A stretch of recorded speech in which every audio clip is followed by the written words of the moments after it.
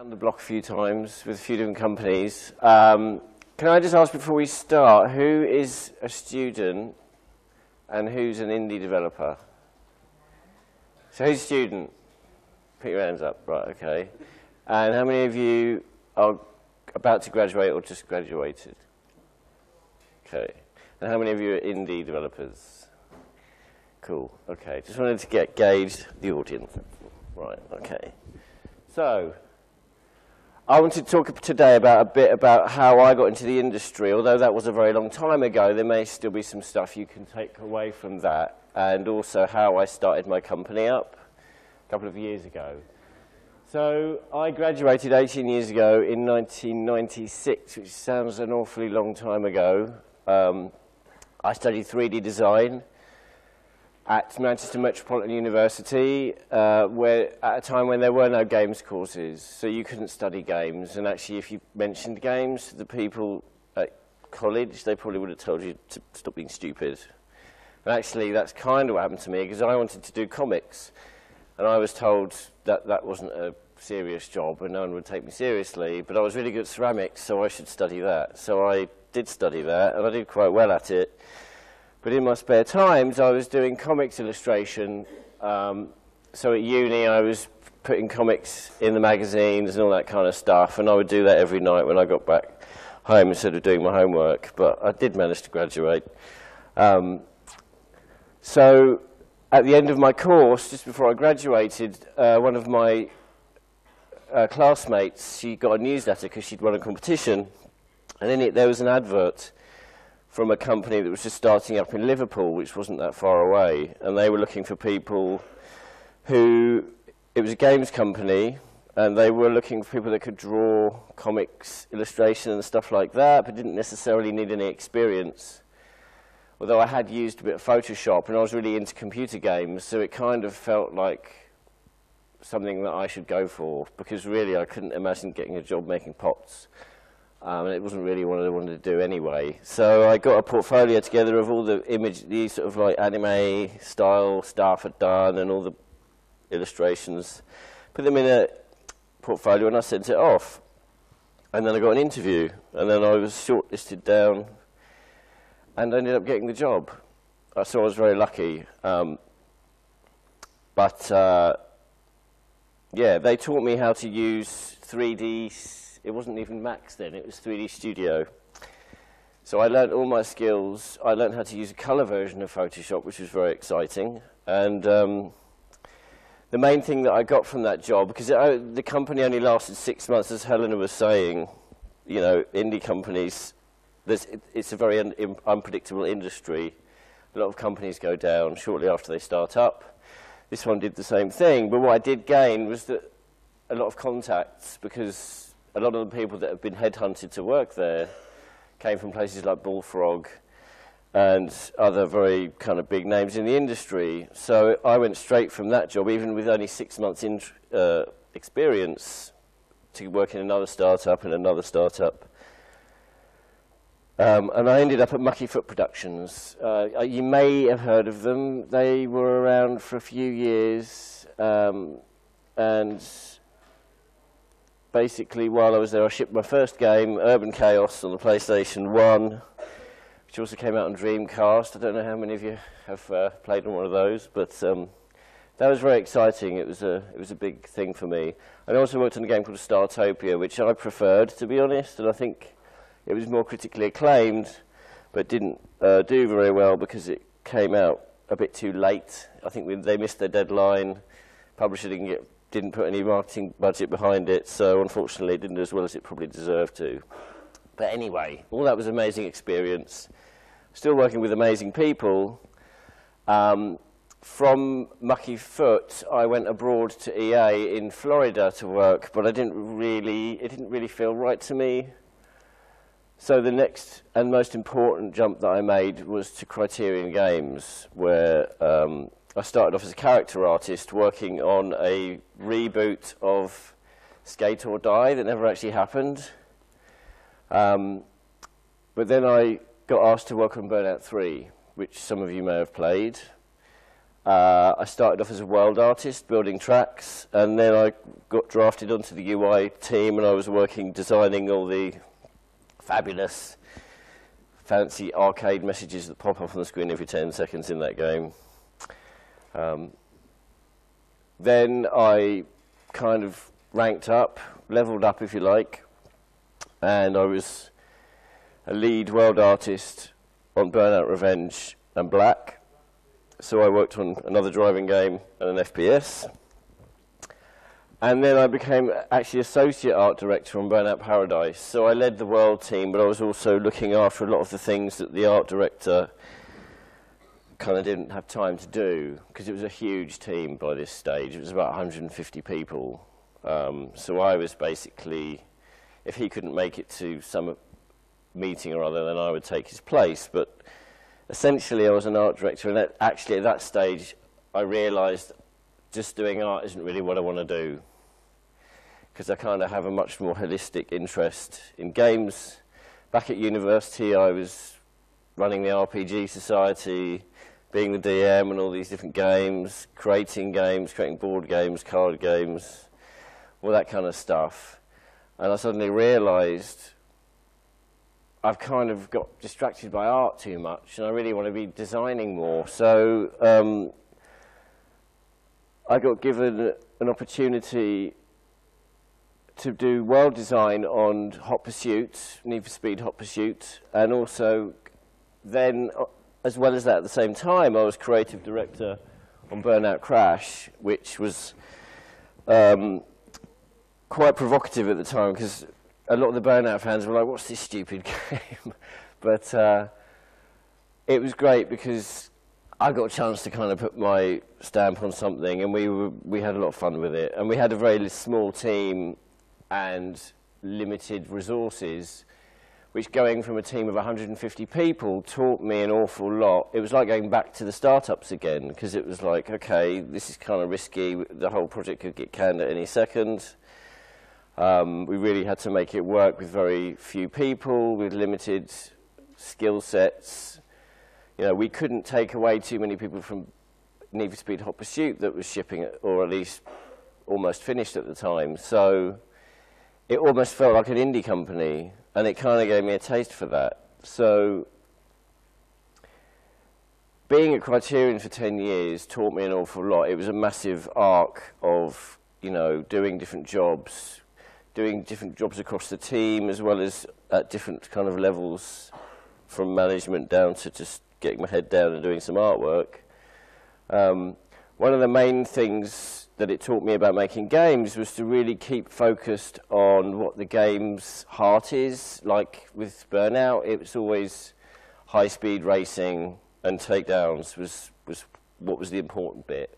And if you got too distracted by some other game mechanic, it usually got cut, because it was very important to keep focused. And they called it the X at EA, which sounds a bit wanky, but it was a good way to sum it up, I suppose. It's kind of management speak, but ultimately, actually, it was a very good way to keep everyone focused. You know, they'd write the X on the wall, and every game had to have a one-line X, and it was like, you know, when you're making games of any size, it's very important to remember what you're selling, basically. The other thing is to remember where to spend your resources. So it's like I said with the important bit, be very aware of what the important part of the game is. Make sure you spend your money there. If you try and spread yourself too thin, you're probably going to end up with something a bit mediocre.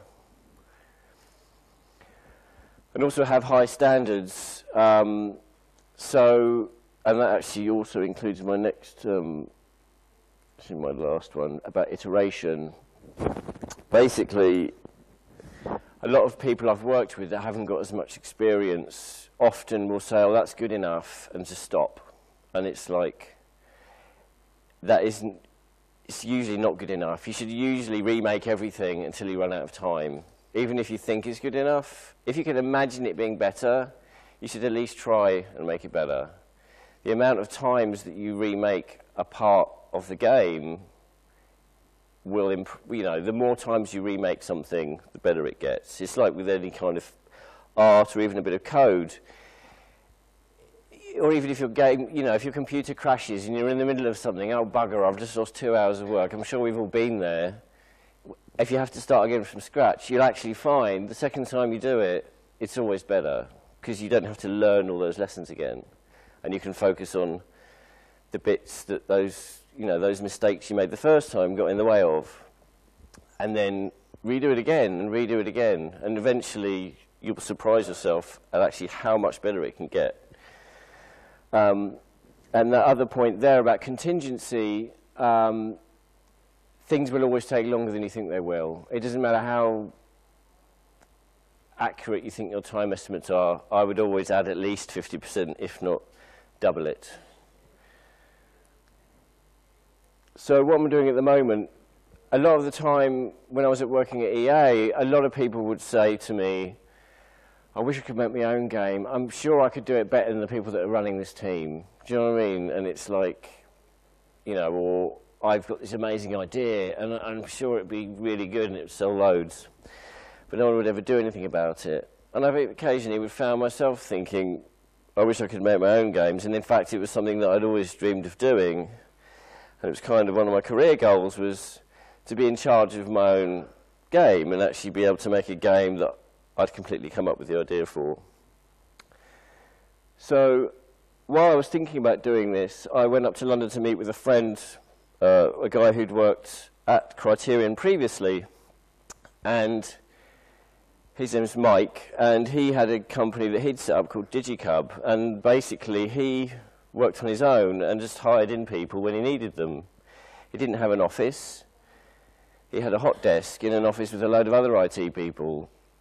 And that actually gave him a good network of contacts as well. And he was making these little iPhone games and doing quite well out of it. And that completely blew my mind, because it was like, having worked at EA and in all these old school places, I'd kind of got into this idea of, you know, you need to have a studio, you need to have X, Y, and Z, and you've got to have a person that does this, and a person that does this, and a person that does this, and a load of money. And actually, I realised you don't need any of that. I mean, to have a company, all you need is some money coming in, whether it's from investors or from stuff that you're selling. And, you know, you're going to be spending money on stuff, but you don't have to spend it on X, Y, and Z if you don't need that stuff. You only really need to spend money on the stuff you need to make a game. And the stuff you need all depends on what game you're making. So after I'd spoken to him and seen his kind of setup, I was very, very inspired, and I decided to do it myself. So I started Magic Notion Limited. Helena already covered the sort of naming process, and I don't really think I've got anything to add to that. But it did take me a while to think up this name, and the main thing that I would say is it doesn't really matter what you call your company, because ultimately it's not the name that really represents your company, it's the products you make. You could call your company anything as long as it doesn't offend anyone. And if your products are good, that name will become synonymous with good quality. So, you know, as long as it's not completely stupid or bland or forgettable, like Helena was saying, I think you've just got to make sure it's available on all the social networks, and you know, you've got to get your domain names and all that kind of stuff. Just get all of those things locked down. There are websites you can use to find all that stuff out very easily. At the same time, just type a name and it'll tell you about all of the social networks, whether it's available or not. I'd say that's probably one of the most important things. So it's also very easy to start a company. You just go on a website, pay them 20 quid, they'll do all the work for you. I actually found a really good company in Brighton. They are called Crunch. They actually do my accounts. And like I say here, make the boring bits as easy as possible, because when you're running a company, it's not just about making video games. You've actually got to pay tax and bookkeeping and all that kind of crap that nobody really wants to do. And you don't really want to have to pay somebody to do your bookkeeping, because you've got bugger all money and you really want to spend all that on the game. So this company that I use, you just stick all your expenses into the browser and they do all the rest for you for like a few quid a month. It's really, really good. So I would make sure you don't distract yourself with all that bureaucracy. So try and find some really good tools for managing that stuff. The other thing I would say, and it kind of just ties into what I was saying earlier, is when I say don't go through the motions, what I mean is if you're not very experienced, you may make some assumptions about what you need to be a company, and what I would really do is try and step back away from that and look at what you actually need rather than what you think you need. Like with me and being inspired by Mike, it was, you know, suddenly I wasn't just going through a sort of the motions of what I thought a company needed to be. I was actually deconstructing it and looking at the reality of the situation. And also, obviously, I needed money coming in. I didn't want investors because I didn't want anyone telling me what to do anymore, because I'd worked for EA for 10 years, kind of thing. So I very much wanted to be independent, and luckily, because I've got a lot of experience, I could get contract work that was paid me well enough to be able to pay a couple of other people to make a game, which I know a lot of people don't have the luxury of, but you can do contract work, and if there's more than one of you, you can probably make enough to pay yourselves and work on a game. So yeah, the contract work I was doing was working for Media Molecule on Tearaway, which I actually am still doing, and what I would say about money is work to your means, and what I mean by that is design the game to what you've got available to you. So if you've got a really good artist, make a really arty game. If you don't have a very good animator, make a game that doesn't need animation. You know, try and play to your strengths, basically. And obviously, try and just keep track of money coming in and money going out. If you're running a business, it's really very simple. You just got to make sure more money comes in than goes out, and don't overcomplicate it. So making our first game, we wanted to stand out from the crowd and do something a bit different. Don't just copy what's in the top 10 of the App Store, because it's already been done. Find your unique voice. I do a bit of drag in my spare time, as you can see. Have I got time to show my trailer? I have, okay. So we decided to make a matchmaking game because I love procedural systems. I wanted to generate loads of random characters. Needed something to do with them. I had this drag queen at my disposal, and it all just kind of made sense. OMG, put your hands together for Miss Kitty Powers! Ooh, hello kittens. I'm Kitty Powers, matchmaker extraordinaire. As we all know, the path to true love is long and hard, which is why I've created my new dating simulator, Kitty Powers Matchmaker. Well, I never. I've got a little black book full of lonely hearts, but it's your job to find them love. Help them through delicate dating dilemmas. Guide their passage through the turbulent tunnel of love. Outrageous! Hello Kitty Powers Dating Agency. You can even matchmake your mates and send them on dates. Will they end up in the penthouse of passion or the dustbin of broken dreams? Sounds scary, doesn't it? But don't despair, kittens, because I, Kitty Powers, will be there for you every step of the way. Every client deserves their happy ending, and it's your job to give them one. Coming soon, kittens. So there's that. So yeah, I thought that might stand us out from the crowd a little bit. And also, I mean, I spent some money on that advert. It looks quite snazzy, but it was just a green screen in Media Molecule's kitchen. And then I spent some money on a company that, with some guys that I knew that I'd worked with at Criterion, who'd set up their own company making trailers. So we got quite a good product out of that. And what I would say, from what I learned about the sort of design part of it, was try and do less is more. Don't graduate and decide you're going to make an MMO, because it ain't going to happen, right? So try and do something small, but do it really, really well. I think that would be my advice to you. Because if you make something small, you can iterate it a lot more. If you make something big and unwieldy, you're probably only going to scrape to make it once, if at all. So you really want to be able to get that iteration in there. Also, you know, this game, we wanted to make it accessible, but that doesn't mean making it easy, because easy games are pretty boring. And if the game doesn't engage people, they're not going to want to keep playing it. So I would say, when I say accessible, it really just means make it usable and clear to the player what's going on, and just introduce your game mechanics slowly, and it make them easy to digest. And that kind of ties in with this one as well, which is something that I learned at Criterion, actually, which is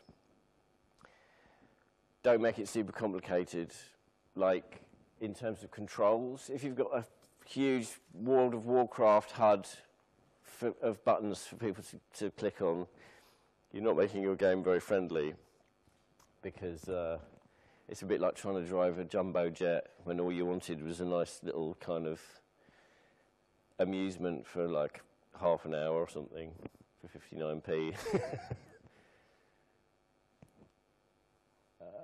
So, I've forgotten what I wrote on this slide. The other stuff. So this is just other bits and pieces that I wanted to talk about, which I thought you might find useful. So making the game and shipping it is only a part of the process if you're an indie developer. You've also got to think about, do I need to localize this game? Will I make more money? Is it worth investing in localization so that people in other countries can play it in their native language? Because you never know. Your game might get more popular in, say, Germany or Sweden than it is here. Also, am I going to invest in doing other platforms? We chose to use Unity, which enables us very easily to do different platforms. We've done most of the mobile platforms now, and it could quite easily go to other platforms because of using Unity. So that was a strategic decision, well, not just for this reason, but also because it's quite easy to just get something up and running. And, you know, you've got to think about promoting your game. We got some very good press from various websites. And also, you've got to think about your community. So, you know, you're going to do some stuff on social networks. How are you going to keep that stuff alive and keep people interested? You kind of got to keep that stuff going every day or so, or at least once a week. Put something on your website or something on your blog or on your social networks to have your fans, keep them interested and stop them losing interest. And also, you know, go to EGX or somewhere and do a show and meet your fans, and kind of that makes them really excited. As you can see, he was very excited to meet Kitty Powers. A lot of people were terrified as well, but yeah, everyone wanted one of these hideous T-shirts. And the last thing I wanted to just talk about is obviously times have changed since I graduated. Studying games is not going to teach you everything you need to know about making games. It's just going to give you an idea. What you really need to do is make games in order to learn how to make games. So I would say don't try probably and set up a company straight out of uni. You'll probably get more benefit from working somewhere else and making games in your spare time, just to sort of go through the motions a couple of times, ship a couple of projects, even if they're just free things that you stick on the internet, because you'll learn an awful lot. You can get Unity for free. That makes it very easy. Even if you're not very good at coding, then you just need to learn scripting, which is not as complicated, as far as I know. And I just said that, so yeah, get some experience first. I think you'll also get some contacts, develop that kind of network of contacts, because a lot of the things that I've been able to do, I couldn't have done without knowing people who know people, or knowing people who can give me advice, or knowing people who've set up their own company and maybe you can do a bit of a joint effort with and stuff like that. And also, you don't want to have all that bureaucracy of running a company when you're trying to learn how to make games. So that's it. Thanks, kittens.